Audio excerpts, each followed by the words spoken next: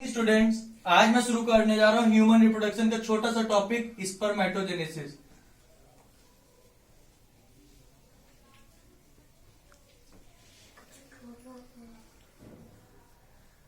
ठीक है, देखो पहले मैं आपको बता दूं ह्यूमन रिप्रोडक्टिव ऑर्गन क्या होता है। जो ह्यूमन रिप्रोडक्टिव ऑर्गन होता है वो टेस्टिस होता है। अब हम लोग देखते हैं टेस्टिस का स्ट्रक्चर क्या होता है।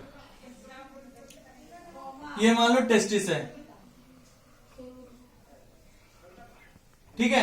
अब ये जो टेस्टिस होते हैं इसमें छोटे छोटे कंपार्टमेंट्स होते हैं, 250 कंपार्टमेंट्स होते हैं जिसे बोलते हैं टेस्टिकुलर लोब्यूल्स। ठीक है, ये इन कंपार्टमेंट्स को बोलते हैं टेस्टिकुलर लोब्यूल्स।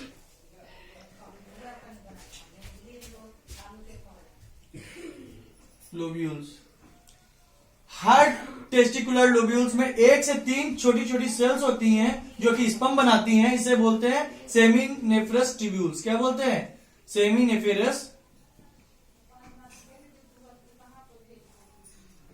ट्यूब्यूल्स। ठीक है, अब यही क्या बनाती हैं? स्पर्म बनाती हैं। इनमें छोटी सी सेल्स होती है जिसे स्पर्मेटोगोनिया बोलते हैं। अब स्ट्रक्चर अब हम लोग प्रोसेस देखेंगे स्पर्मेटोजेनेसिस का। देखो, सेमिनिफरस ट्यूब्यूल्स में छोटी छोटी सेल्स होती है जिसे बोलते हैं स्पर्मेटोगोनिया। मान लो ये सेल्स थी, ठीक है, ये क्या थी? सेल्स थी जिसे स्पर्मेटोगोनिया बोल रहे थे।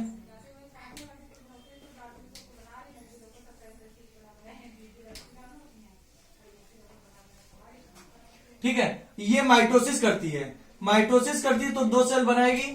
देखो, माइटोसिस का मतलब बेटा क्या होता है? Equational division. ठीक है, 2 सेल्स बना रही है ये माइटोसिस कर रही है, 2 सेल्स बना रही है जिन्हें प्राइमरी स्पर्मेटोसाइट्स बोलते हैं। क्या बोलते हैं? Primary spermatocytes. देखो, माइटोसिस का मतलब होता है इक्वेशनल डिवीजन। इसका मतलब है जो स्पर्मेटोगोनिया में क्रोमोसोम नंबर था, ह्यूमन में 46 होता है, वही प्राइमरी स्पर्मेटोसाइट्स में भी होगा। माइटोसिस में कभी भी क्रोमोसोम नंबर बदलता नहीं है। अगर ये डिप्लॉइड थी तो ये भी क्या होगी? डिप्लॉइड होगी। प्राइमरी स्पर्मेटोसाइट्स भी डिप्लॉइड होगी। अब प्राइमरी स्पर्मेटोसाइट्स में मियोसिस फर्स्ट होती है। मियोसिस जो होती है 2 स्टेजेस में होती है, meiosis first and meiosis second. देखो, मियोसिस फर्स्ट, जो मियोसिस फर्स्ट होती है तो ये भी 2 सेल्स बनाती है। एक प्राइमरी स्पर्मेटोसाइट 2 सेल्स बनाती है जिन्हें हम सेकेंडरी स्पर्मेटोसाइट्स बोलते हैं। क्या बोलते हैं? Secondary spermatocyte.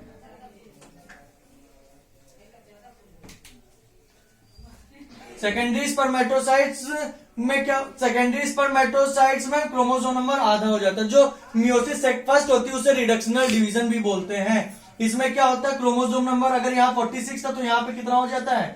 23 हो जाता है। और अगर ये डिप्लॉइड थी, ये कैसी हो जाती है? हैप्लॉइड हो जाती है। मियोसिस में हमेशा क्रोमोसोम नंबर आधा हो जाता है और माइटोसिस में क्रोमोसोम नंबर वही रहता है। ठीक है, तभी माइटोसिस को इक्वेशनल डिवीजन बोलते हैं और मियोसिस को रिडक्शन डिवीजन बोलते हैं।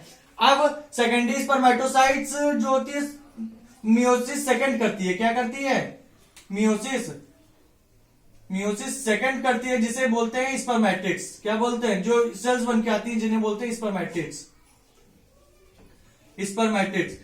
इनमें क्रोमोसोम नंबर वही रहेगा जो सेकेंडरी स्पर्मेटोसाइट्स का था, वही इसमें भी रहेगा। तो कितना रहेगा?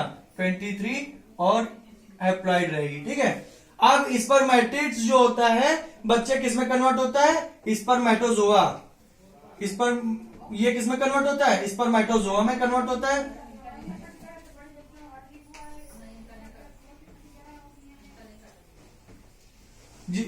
इसमें प्रोसेस स्पर्मेटिड्स और स्पर्मेटिड्स का स्पर्मेटोजोआ में कन्वर्जन को बोलते हैं स्पर्मियोजेनेसिस। क्या बोलते हैं? स्पर्मियोजेनेसिस।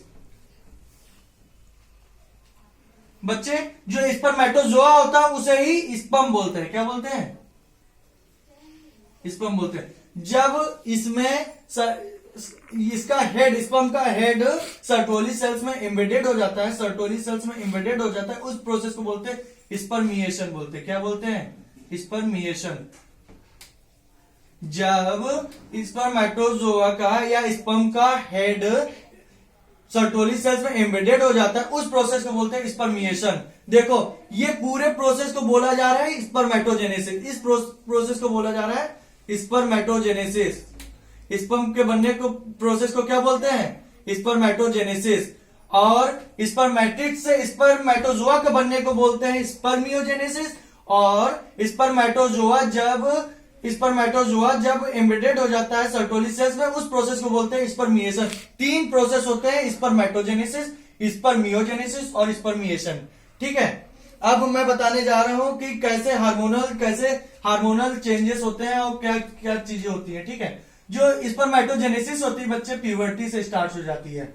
जो स्पर्मेटोजेनेसिस होती है वो मेल में प्यूबर्टी से स्टार्ट हो जाती है। प्यूबर्टी में हाइपोथैलेमिक हार्मोन निकलता है GnRH। कौन सा निकलता है? Gonadotropic releasing hormone. ये कहां से निकलता है? हाइपोथैलेमस से निकलता है। कहां से निकलता है? हाइपोथैलेमस से। ठीक है, ये जाता है एंटीरियर पिट्यूटरी के पास। कहां जाता है? एंटीरियर पिट्यूटरी के पास जाता है।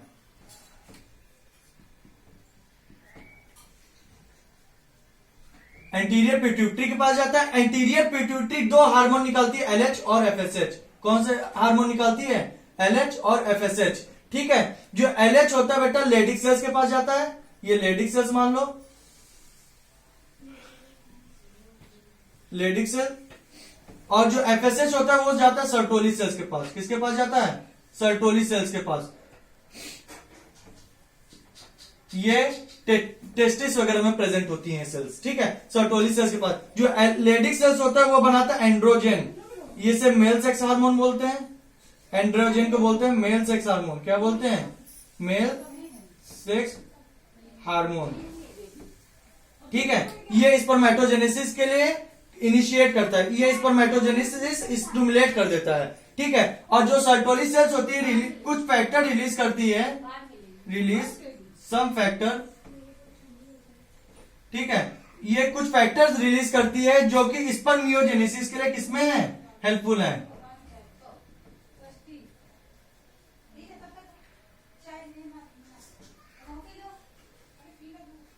Helpful for spermiogenesis. ठीक है सर, अब मैं फिर से बता रहा हूं, GnRH gonadotropic releasing hormone hypothalamus से निकलता है। हाइपोथैलेमस के बाद ये एंटीरियर पिट्यूटरी के पास जाता है। Anterior pituitary in turn 2 hormone निकालती है, LH और FSH। ठीक है, अब LH लेडिक सेल्स के पास जाता है और FSH सर्टोली सेल्स के पास जाता है। जो LH होता है, LH का मतलब ल्यूटिनाइजिंग हार्मोन। जो LH होता है वो एंड्रोजन लेडिक सेल्स के पास जाके एंड्रोजन रिलीज करवाता है, जो कि स्पर्मेटोजेनेसिस में हेल्पफुल है। ठीक है, अब जो FSH होता है follicular stimulating hormone, Sertoli cells के पास जाता है, जो कि कुछ ऐसे फैक्टर रिलीज कराता है जो स्पर्मियोजेनेसिस में क्या है? हेल्पफुल है। हमने स्पर्मियोजेनेसिस बताया आपको। स्पर्मियोजेनेसिस का मतलब होता है जब स्पर्मेटिड स्पर्मेटोजोआ में बदल जाता है, उस प्रोसेस को बोलते हैं स्पर्मियोजेनेसिस। आई होप आपको समझ में आया होगा और आप लोग देखें और